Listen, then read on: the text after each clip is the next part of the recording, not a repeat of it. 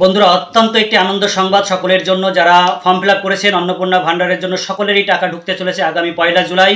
হ্যাঁ, সত্যি কথাই, আগামী 1 জুলাই সবার অ্যাকাউন্টে 3,000 টাকা অন্নপূর্ণা ভান্ডারে ঢুকতে চলেছে। 1,05,00,000 মানুষের অ্যাকাউন্টে কিন্তু এই অন্নপূর্ণা ভান্ডারের 3,000 টাকা ঢুকতে চলেছে। এটা আমার কথা নয়, আজকেই মুখ্যমন্ত্রী ফলতা থেকে ঘোষণা করেছেন যে আগামী 1 জুলাই প্রত্যেকের অ্যাকাউন্টে অন্নপূর্ণা ভান্ডারের 3,000 টাকা ঢুকে যাবে। আপনারা টেনশন করবেন না। তাই যারা যারা এখনও ফর্ম ফিল আপ করতে বাকি আছেন তাদের উদ্দেশ্যে বলছি, আপনারা অবশ্যই ফর্ম ফিল আপ করে ফেলুন আগামী 1 জুলাই, যাতে আপনারা টাকাটা পেয়ে যান। এবং যাদের এখনও ভেরিফিকেশান বাকি রয়েছে, আশা করা যায় এই সময়ের মধ্যে সকলেরই ভেরিফিকেশান কমপ্লিট হয়ে যাবে।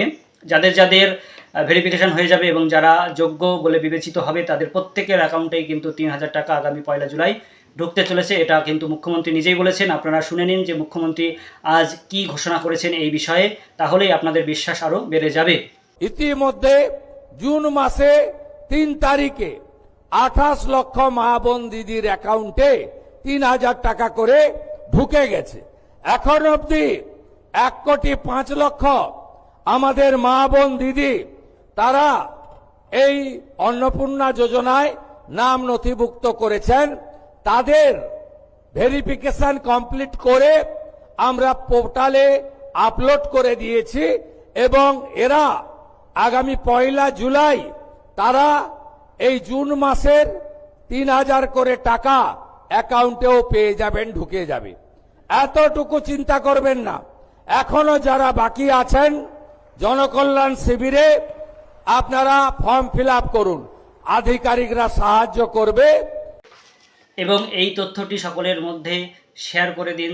যারা উদ্বিগ্ন রয়েছেন, যারা চিন্তাগ্রস্ত রয়েছেন, ফর্ম ফিল আপ করলাম, অনেকের টাকা ঢুকেছে, কেন আমাদের ঢুকছে না, 28 লক্ষ বাদে এখনও কেন মানুষের অ্যাকাউন্টে টাকা ঢুকলো না, আদৌ হয়তো সরকার টাকা দেবে না, যাদের মনে বিভিন্ন রকম প্রশ্ন চলছে তারা কিন্তু এই সঠিক উত্তরটা আজ পেয়ে যাবেন। তাই প্রত্যেকের কাছে এটা ছড়িয়ে দিন। আপনাদের চেনা পরিচিত যারা চিন্তাগ্রস্ত রয়েছেন, যাদের অ্যাকাউন্টে টাকা ঢোকেনি বা ঢুকেছে, তারা প্রত্যেকে কিন্তু, যাদের অ্যাকাউন্টে টাকা ঢুকেছে একবার, তারাও কিন্তু আগামী পরের মাসের যে টাকা সেটা 1 জুলাই পেতে চলেছেন। ধন্যবাদ সকলকে। সকলে ভিডিওটি শেয়ার করে দেবেন এবং আগামী তথ্য, গুরুত্বপূর্ণ আপডেট জানার জন্য এই চ্যানেলটিকে সাবস্ক্রাইব করে রাখবেন। এবং যারা ফেসবুক থেকে দেখছেন তারা অবশ্যই এই পেজটিকে ফলো করে রাখবেন।